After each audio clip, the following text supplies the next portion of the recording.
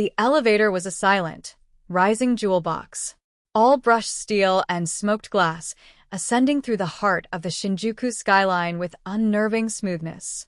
Annalise watched the numbers climb, her own reflection a ghost against the sprawling cityscape of Tokyo. 28, 29, 30. Her stomach was a knot of first-day jitters and jet-lagged adrenaline. This wasn't just a new job. It was a new life, one she'd meticulously planned and fought for. Secretary to the CEO of Sato Holdings, Japan's largest and most innovative tech firm. It was the kind of position that made her parents back in Atlanta puff up with pride. The door slid open on the 35th floor with a soft, expensive sigh. A man stepped inside. Annalise's breath hitched. He wasn't just handsome, he was sculpted, carved from something harder and more permanent than flesh. His suit was a dark charcoal, tailored with a precision that suggested it was made for his body and no other. A sliver of a silver watch glinted at his wrist, but it was the detail just beyond it that caught her eye. Under the starched white cuff, peeking out like a dark secret, was the inky black edge of a tattoo. A dragon's scale, maybe. It vanished as he moved. He pressed the button for the penthouse, the 50th floor, without looking at her. The doors closed, encasing them in a weighted silence. The air changed, becoming thicker, charged with an energy that emanated from him. It was the scent of his cologne, a subtle, arresting mix of cedarwood and smoke, and something else, the clean, cold scent of absolute authority. He stood perfectly still, his gaze fixed on the glowing numbers above the door. He moved like the room owed him space. Annalise, feeling a surge of reckless bravado, decided to break the tension. It was her first day. What was the worst that could happen? "Top of the world, huh?" she said, her voice a little brighter than she intended. He didn't turn. For a long second, she thought he would ignore her completely. Then his head tilted, just a fraction of an inch. She could see the sharp, clean line of his jaw in the reflection on the steel door. "Something like that," he said. His voice was low, a deep baritone that seemed to vibrate in the small space. It wasn't unkind, but it was utterly devoid of warmth. It was a voice that didn't waste words. Annalise pressed on, a nervous smile touching her lips. "I'm just heading to 49. My first day. I'm trying to decide if I'm more terrified or excited." This time, he did turn his head, just enough to look at her from the corner of his eye.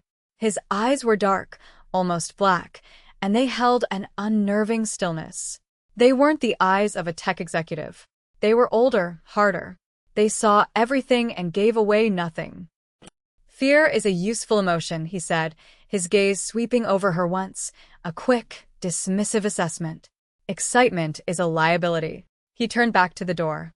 The conversation, it seemed, was over. Annalise's cheeks burned. So much for charming the locals. She stared at her own shoes, the brand-new heels she'd bought for this exact day, feeling foolish. The elevator continued its silent climb, the silence now heavier, more pointed than before. She could feel his presence behind her like a physical weight. The bell chimed for the 49th floor. "Well," she said, forcing a professional tone. "This is me." The door slid open onto a reception area that looked like it belonged in an art museum.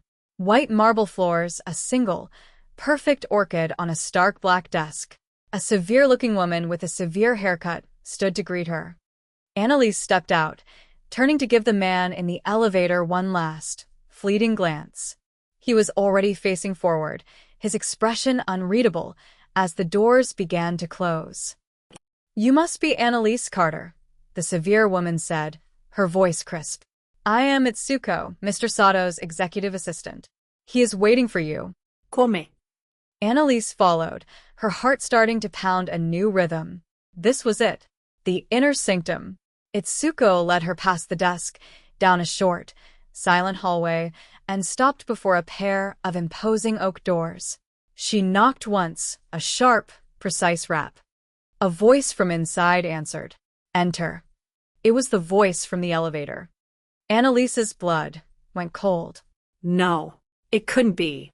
It was a coincidence. A big company, lots of deep voices. Itsuko pushed the door open, gesturing for Annalise to enter. She stepped inside, and her world tilted on its axis. The office was vast, a corner suite with floor-to-ceiling windows that offered a panoramic view of the city she had just admired from the elevator. But Annalise didn't see the view. She saw the man standing behind a massive obsidian desk. He had taken off his suit jacket, revealing a crisp white shirt that stretched taut across his shoulders. The sleeves were rolled up to his forearms, and now she could see it clearly. The tattoo wasn't just a dragon scale. It was a complex, beautiful, and terrifyingly intricate tapestry of ink that coiled around his arm, a masterpiece of shadow and line. It was the mark of the Yakuza. He looked up from a document he was reading, and his dark eyes met hers. There was no surprise in them, only a flat, cold assessment. He was her new boss, Mr. Sato, the man from the elevator. "Miss Carter," he said, his voice the same deep, resonant tone that had filled the small elevator car. "Welcome to Sato Holdings." Etsuko closed the door behind Annalise, the click of the latch sounding like a cell door locking. He gestured to the chair in front of his desk. It felt less like an invitation and more like a command. She walked across the plush carpet, her legs feeling unsteady. She sat, her hands clasped tightly in her lap. He leaned back in his chair, the leather groaning softly. He studied her, his gaze so intense it felt like a physical touch. He remembered her. Of course he remembered her. The memory of her flippant words, "top of the world," hung in the air between them, a monument to her own stupidity. "Your resume is impressive," he began, picking up a folder from his desk. He didn't open it. "Top of your class. Fluent in 3 languages. Impeccable references." He set the folder down. "It does not, however, mention a tendency toward casual familiarity with strangers." Annalise's throat went dry. "Mr. Sato, I apologize. I had no idea who you were." "That is the point," he said, his voice dropping, becoming softer, more dangerous. "You had no idea. You spoke without thinking. You assessed a situation and made a reckless move." He leaned forward, his forearms resting on the polished black desk. The dragon on his arms seemed to writhe. "In my world, that is how people get hurt." His world. The phrase echoed in the silent room. She was beginning to understand that his world and the world of Sato Holdings were not necessarily the same thing. This wasn't just a job. This was something else entirely. She had stumbled into a territory she didn't understand, governed by a man who measured mistakes in units far more severe than a written warning. That was the moment everything changed. Her dream job had just become a gilded cage, and the man holding the key was looking at her as if she were a puzzle he was considering taking apart, piece by piece. The first week was a trial by ice. Mr. Sato, Ryota, as she learned from Etsuko, was a demanding, exacting employer. He communicated in clipped, precise sentences. He expected her to anticipate his needs before he voiced them. He moved through the corporate world with a surgical precision that was both admirable and terrifying. But beneath the surface of quarterly reports and market projections, there was another current, a darker one. Men would arrive for meetings who did not look like software engineers or venture capitalists. They were quiet men with hard eyes and scars that told stories Annalise didn't want to read. They would enter his office, the soundproofed door would close, and they would emerge an hour later, their faces pale, their postures rigid. They never made eye contact with her. She learned to recognize the signs of his other life. The way he would fall silent in the middle of a dictation, his gaze fixed on the city below, his thoughts a million miles away in a place of shadow and steel. The second, encrypted phone that would buzz with a single, coded text, prompting him to cancel his afternoon. The way Etsuko would quietly reschedule his entire calendar without a word of explanation. Annalise told herself it was none of her business. She was here to do a job. She was a professional. She filed reports, managed a schedule, and translated documents, her work flawless. She built a wall of competence around herself, a defense against the chilling reality of her situation. But the wall had cracks. She found herself watching him. She noticed the way his hand, the one without the visible tattoo, would clench, when he was displeased. The faint scar that cut through his left eyebrow, almost invisible unless the light hit it just right. She learned the subtle shift in the scent of his cologne that meant he was tense. Cedar and smoke, with an undercurrent of something sharp, like ozone before a storm. One evening, she was working late, finalizing a presentation for a board meeting. The office was a tomb, the only sound the soft click of her keyboard. She was so engrossed she didn't hear him approach. "You are still here, Miss Carter." She jumped, her hand flying to her chest. He was standing by the door of his office, watching her. He had shed his suit jacket and tie, and his shirt sleeves were once again rolled up, the intricate ink a stark contrast to the sterile white of the office. "Mr. Sato," she breathed. "I was just finishing the final slides." He walked toward her desk, his footsteps silent on the thick rug. He stopped beside her chair, looking down at the screen. He was too close. She could feel the warmth radiating from his body, an unnerving, magnetic heat. He leaned in to point at a chart on the screen, his hand brushing against hers. A jolt, sharp and electric, shot up her arm. She snatched her hand back as if she'd been burned. He froze, his fingers hovering over the mouse. The air crackled. For a breathless moment, neither of them moved. The silence between them was not empty. It was filled with the thing they both refused to acknowledge, the lingering memory of the elevator, the charged space he maintained between them, and the undeniable current that flowed beneath it all.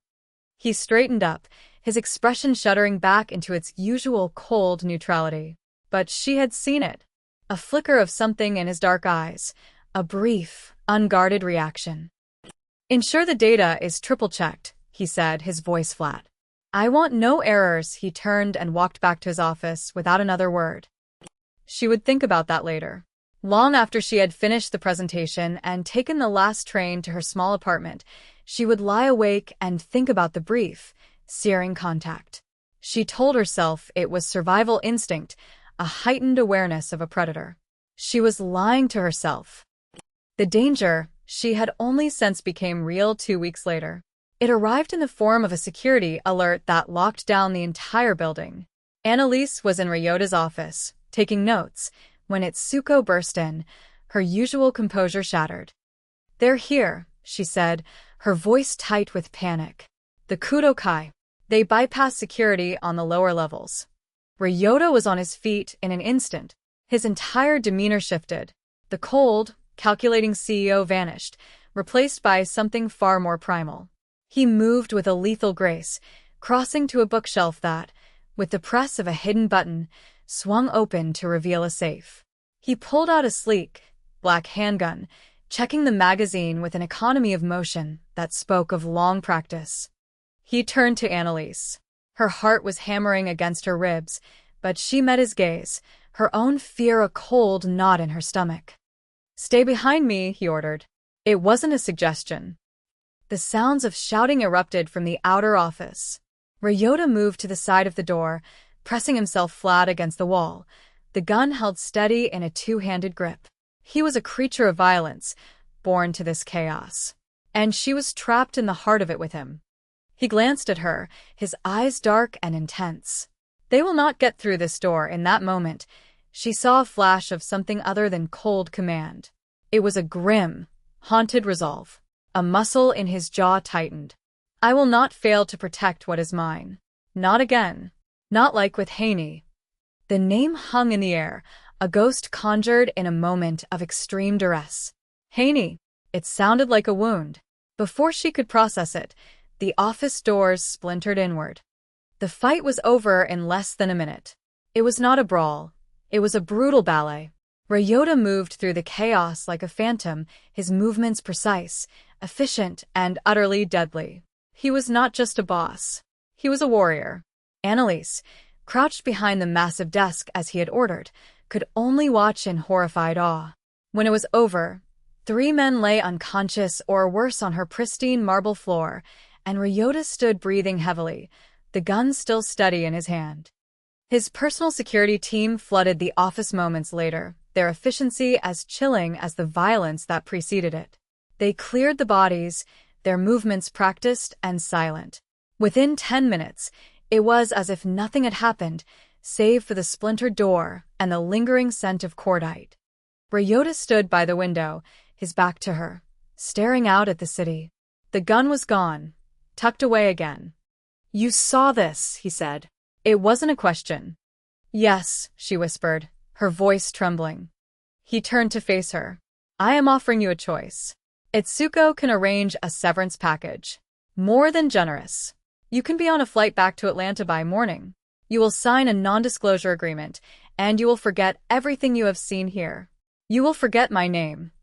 It was an escape, a clean break, a chance to go back to her old life, to pretend this glittering, violent world had never touched her. She should have taken it. Every rational part of her brain screamed at her to say yes, to run, and never look back. But she thought of the way he had said that name. Haney. She thought of the flicker of vulnerability in his eyes, the deep, old wound he carried. She looked at him now, the formidable head of a powerful clan, a man who commanded legions and dealt in death, and for the first time, she saw not just the monster, but the man. "No," Annalise said, her voice surprisingly firm. He raised an eyebrow. "No." "I was hired to be your secretary, Mr. Sato. I'm not a coward. I don't run from a bad day at the office." It was the bravest and most foolish lie she had ever told. She wasn't staying out of courage. She was staying because leaving felt like abandoning something she hadn't yet discovered. She was staying because the thought of never seeing him again was inexplicably more terrifying than the men who had just broken down his door. A slow, dangerous smile touched his lips. It did not reach his eyes. "A bad day at the office," he repeated softly. "Very well, Miss Carter. But from now on, you will do exactly as I say. Your life may depend on it."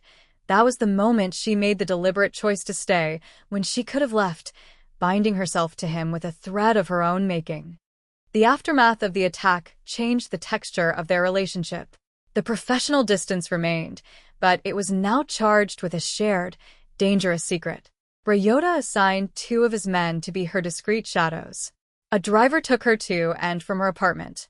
Her gilded cage now had visible bars. Proximity became a constant. He insisted she work from a desk inside his personal office, claiming it was for her safety. She was never more than 20 feet from him for 10 hours a day. She learned the rhythm of his breathing, the way he tapped a pen against his desk when he was deep in thought, the low murmur of his voice on calls he took in a language she didn't understand, though she knew it wasn't Japanese. Her life shrank until it was contained within the walls of the 49th floor and her small, secure apartment. One night, a fire alarm forced the evacuation of her building. It was a false alarm, a faulty sensor, but her guards immediately called Ryota.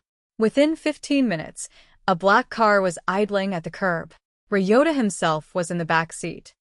"Get in," he commanded, his face a mask of controlled anger. She slid in beside him. The car pulled away smoothly. "It was a false alarm," she said, her voice small. "Today it is a faulty sensor. Tomorrow it is a rival's bomb." He bit out, not looking at her. "You are a liability, Miss Carter. My liability. You'll stay at one of my properties until I am certain your building is secure." They drove in silence to a penthouse in Roppongi Hills, a place of minimalist luxury and breathtaking views. It was clearly his personal residence. He led her inside, the silence of the apartment vast and unnerving. "The guest suite is this way," he said, his voice clipped. As she followed him down a hall, she stumbled on the edge of a rug, lurching forward. He caught her, his hands clamping onto her upper arms to steady her. His grip was like steel. For a second, they were frozen, face to face, closer than they had ever been. She was acutely aware of the strength in his hands, the solid wall of his chest, the scent of cedar and smoke that clung to him like a second skin. She looked up into his eyes and saw the storm there, a roiling conflict of duty, desire, and a darkness she couldn't name. The CEO was gone. The Yakuza boss was gone. In his place was just a man, holding a woman he shouldn't want, in a world that could kill them both. He released her as if her skin burned him, taking a half step back. The mask slammed back into place. "Be careful," he said, his voice rough. He turned and left her there, the echo of his touch still tingling on her arms. The attack, when it came, was not on him. It was on her. The rival Kudokai, thwarted in their attempt to assault him directly, had found his weakness. They had found her. It wasn't violent, not at first. It was insidious. A dead orchid, identical to the one in the office lobby, left on her apartment doorstep. A man who followed her too closely on her one supervised trip to the market. A photograph slipped under her door, a picture of her, taken through a telephoto lens as she sat at her desk inside Ryota's office.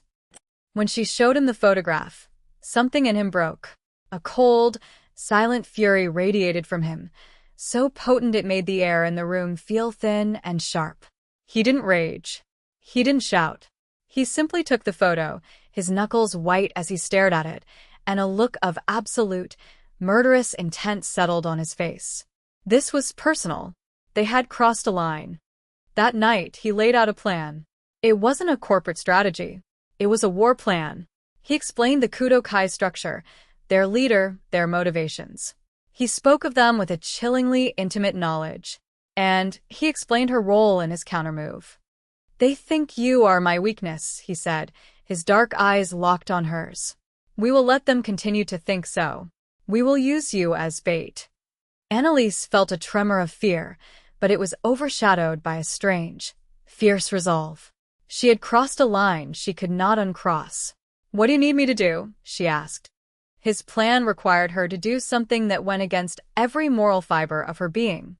She had to make contact with a low-level Kudokai soldier, a man they had identified, and feed him false information, the location of a supposed shipment Ryota was overseeing. To make it believable, she had to build a rapport, to lie with a sincerity that would convince a man whose entire life was built on deceit. She met the man in a quiet cafe. Her hands trembled under the table, but her voice was steady. She played the part of the disgruntled, underpaid secretary, resentful of her powerful boss. She sold the lie, piece by piece. She saw the greed and suspicion in the man's eyes, and she pushed past her revulsion, remembering Ryota's instructions, his cold confidence in her ability to do this. She left the cafe feeling hollowed out, as if she'd carved out a piece of her own soul and left it on the table. She had actively participated in a criminal conspiracy. There was no going back. That night, they waited in a darkened warehouse, the supposed site of the shipment. Ryota stood beside her in the shadows, a silent, lethal presence. The tension was a living thing. "You did well," he murmured, his voice so low it was almost a thought. "You have a talent for deception." "Don't," she whispered back, the words sharp with self-loathing. He turned his head, his profile a sharp silhouette against the dim light from a grimy window. "There is no shame in doing what is necessary to survive. You think I was born this way? This world carves you into the shape it requires," he paused. "You see things you shouldn't, and you don't run." "Why, Annalise?" He had never used her first name without her surname attached. It sounded different in his mouth. Possessive. Intimate. She looked away at the empty warehouse floor. "I told you. I'm not a coward." "That is a lie you tell yourself," he said, his voice a soft caressive sound. "Tell me the truth." She took a shaky breath. "Running," she said, the admission tearing from her. "Running felt more dangerous than staying with you." It was a confession. Not of love, but of something far more primal and binding. Trust. Dependence. A recognition that he was the center of this terrifying new gravity, and she was caught in his orbit. The warehouse doors groaned open. The trap was sprung. The ambush was swift and brutal. Ryota's men descended, and the firefight was a maelstrom of sound and fury. But the Kudokai were more prepared than they'd anticipated. The plan went sideways. An explosion rocked the far side of the warehouse, cutting off their exit. They were pinned down behind a stack of crates, concrete dust raining down on them. Ryota was focused on the fight, a deadly extension of the handgun in his grip. But Annalise saw what he didn't. A Kudokai enforcer was flanking them, moving silently along a high catwalk, taking aim at Ryota's exposed back. There was no time to shout a warning. Acting on pure instinct, Annalise grabbed a heavy, discarded pipe from the floor. While all eyes were on the main firefight, she scrambled up a nearby ladder to a parallel catwalk. Her heart hammered against her ribs. She was a secretary, not a soldier. But in that moment, she was the only one who could save him. She reached the catwalk and ran, her heels catching on the metal grate. The enforcer heard her. He turned, his eyes widening in surprise as he saw her charging at him, the pipe raised. He brought his gun around, but he was too slow. She swung the pipe with all her strength, a desperate, clumsy arc of motion. It connected with his wrist with a sickening crack. The gun clattered to the floor below. She swung again, hitting his shoulder, driving him back against the railing. He lost his balance, his arms windmilling, and then he was gone, a shout swallowed by the chaos below. Panting, her body shaking with adrenaline, Annalise looked down. Ryota was looking up at her. The fighting was already subsiding, his men gaining the upper hand. But his gaze was fixed on her, an expression of raw, unguarded shock on his face. She hadn't just been the bait. She had changed the outcome. She had saved him. Later, in the silent, sterile safety of his penthouse, the adrenaline finally receded, leaving them both raw. He stood before her, his suit jacket gone, his white shirt stained with grime. He reached out and gently touched a scrape on her cheek she hadn't even realized was there. His touch was feather-light, shockingly tender. "Haney," he said, his voice thick with an emotion she couldn't decipher. "She was my partner. In business and in this life. She was family. I was supposed to be the one to see the betrayal coming from within our own clan. I was arrogant. I missed the signs." He dropped his hand, his gaze falling to the intricate dragon tattoo on his arm.